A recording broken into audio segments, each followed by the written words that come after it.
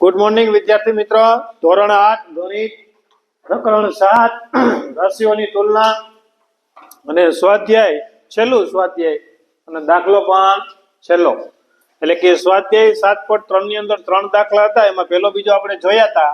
હવે જોશું આપણે દાખલા નંબર 3. એક સ્કૂટર ₹42,000 માં ખરીદવામાં આવ્યું. તેની કિંમતમાં 8% દરે પ્રતિ વર્ષનો ઘટાડો છે.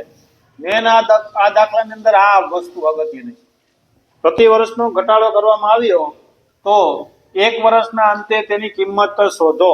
કે એક વર્ષની અંતે આપણે એની કિંમત આપણે મેળવવાની છે કે ભાઈ એક વર્ષના અંતે કેટલી કિંમત થાય.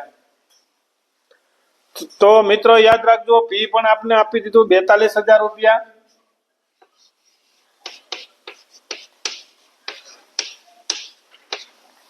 આર આપણે આપી દીધો છે વ્યાજનો દર 8%, અને મુદત પણ આપી છે 1 વર્ષને અંતે, તો એન પણ 1 વર્ષ છે. 1 વર્ષ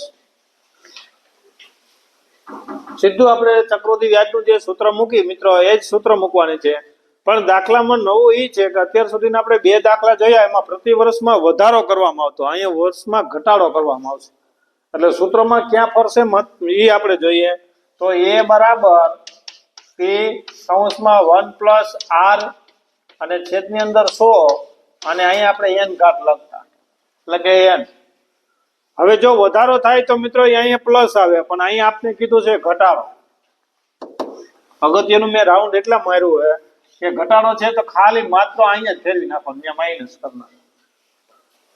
ચલો, એ એમનમ 42,000, અહીંયા 1 r એટલે 8% ના દરે, ટકા એટલે છેદમાં 100, અને 1 વર્ષ એટલે ઉપર 1. હવે જેમ આપણે દાખલો ગણી છે એમ જ મિત્રો 42,000 અહીંયા છેદમાં કાંઈ ન એટલે 1 અને કરો ચોકડી ગુણાકાર, એટલે 100 ગુણ્યા 1 એટલે 100, 1 ગુણ્યા 8 તો -8, માઇનસ હોય તો માઇનસ ને પ્લસ હોય તો પ્લસ, તો -8, અને 100 ગુણ્યા 1 એટલે 100, અને ઉપર 1 ઘાત. 1 હવે લખો તોય ભલે, ના લખો તોય ભલે.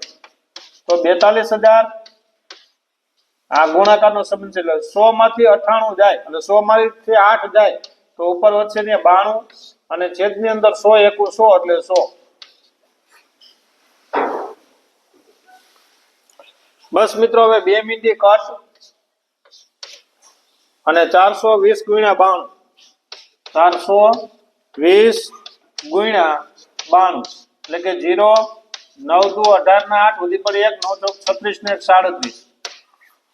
અહીંયા 0, 0, 9 દુ 18 ના 8 વધી પડે 1, 9 4 36 ને 1 37.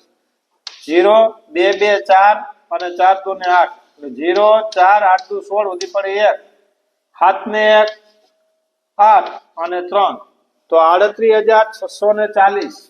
તો 1 વર્ષને અંતે મિત્રો 38,640. તો આખી રકમ વાંચીએ એટલે ખબર પડી જશે આપને મિત્રો. તો સ્કૂટર જે 42,000 માં જે ખરીદવામાં આવ્યું હતું, અને 1 વર્ષને અંતે, કારણ કે સ્કૂટરની કિંમતમાં કોઈ દી વધારો ન થાય. મિલકત હોય મિત્રો, યાદ રાખજો, મિલકત હોય તો મિલકત કોઈ પણ ખરીદી કરી હોય તો મિલકતની કિંમતમાં વધારો થવાની શક્યતા હોય. પણ તમે નવી બાઇક લ્યો, બરાબર છે, તો બાઇકની કિંમત ₹1,00,000 હોય, અને પછી તમને એમ થાય મારે 1 વર્ષ પછી વેચવું છે, તો 1,10,000 ના આવે, 1,00,000 ના આવે. એમાં હંમેશા માટે ઘટાડો થાય. શું થાય? ઘટાડો થાય. તો અહીંયા ઘટાડો છે એટલા માટે આપણે માઇનસ કર્યું. 42,000 નું સ્કૂટર હતું ને બટા, હવે જો એને 1 વર્ષના અંતે વેચવું હશે ને તો એના કિંમત આવશે ₹38,640 જ એને સ્કૂટરની કિંમત આવશે.